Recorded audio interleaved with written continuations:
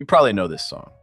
The sound of pouring rain, a heavy, melancholic beat, and a fan who slowly, line by line, loses his mind writing letters to his idol in the dim light of a basement. But Eminem's Stan is not just a classic hip-hop track about a crazy fan. It is a frighteningly accurate, clinical portrait of a person with deep abandonment trauma and a shattered psyche. And today, we are going to get inside Stan's head to understand exactly when ordinary fan love turns into a terminal diagnosis, and why this story is much closer to each of us than it seems at first glance. Have you ever felt like someone on the other side of a screen understands you better than your own family? You walk down the street, listening to a stranger's voice in your headphones, and catch yourself thinking, "Damn, this is exactly how I feel." Your brain gets a massive dose of dopamine from the illusion that you are not alone. This is how parasocial relationships are born. It's a one-sided psychological bond. To you, this person is a close friend, a mentor, a kindred spirit. But to them, you are just a faceless number in their streaming statistics. Most of us can easily manage this balance. We turn off the music and go back to our lives. But what happens when a person's inner world is so scorched and reality is so unbearable that this illusion becomes their only painkiller? This is exactly where we meet Stan. Let's open his letters and collect his psychological anamnesis. At first, they seem harmless. He writes like a dedicated fan, asking for an autograph, talking about his little brother Matthew. But if we read into the phrasing, we notice the first red flags. Stan writes, "We could have been together. You're like an older brother to me." Do you see it? Stan isn't looking for music. He is desperately looking for a mirror. He is looking for the father figure and protector he never had. Remember the line, "I didn't know my dad neither. He used to always cheat on my mom and beat her." In psychotherapy, what Stan is doing is called the process of transference. He takes all of his gaping, unfulfilled basic needs for love, safety, and male guidance and projects them onto a complete stranger, simply because the rapper's aggressive, pain-filled lyrics resonated with his own internal emptiness.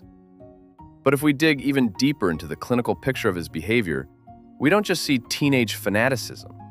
We see the classic symptoms of borderline personality disorder, BPD, multiplied by a severe trauma of abandonment. People with this psychological makeup live in a constant, primal fear of rejection.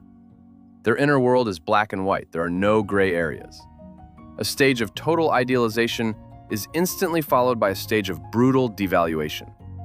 In the first letter, Eminem is an infallible deity to him. Stan plasters his entire room with his posters, essentially erasing his own identity and replacing it with the identity of his idol.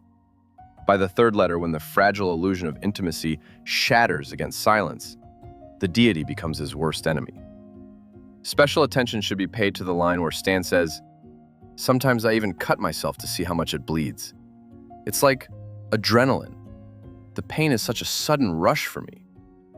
This is a typical manifestation of self-harm and autoaggression. When internal emotional pain becomes so unbearable and uncontrollable, a person with borderline personality disorder inflicts physical pain on themselves. Physical pain can be seen. It can be controlled, unlike the chaos in the head. Stan is screaming for help, but he is directing this scream into the void.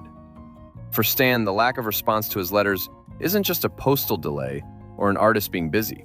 For his traumatized brain, it is a literal repetition of his primary childhood trauma. He has been abandoned again. The father figure has turned away from him once more. And the pain of this phantom rejection is so acute that his psyche, unable to process it, defends itself the only way it knows how, with pure, uncontrollable rage. We see this mechanism every day outside of music. Think about your own romantic relationships. Have you ever caught a panic attack because a loved one didn't reply to your text for 3 hours? Your brain starts spiraling. "I did something wrong. They're ignoring me.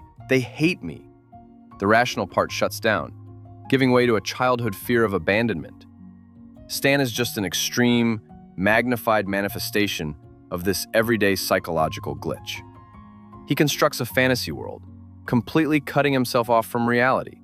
And here appears the most tragic character in the story, his pregnant girlfriend. She represents reality.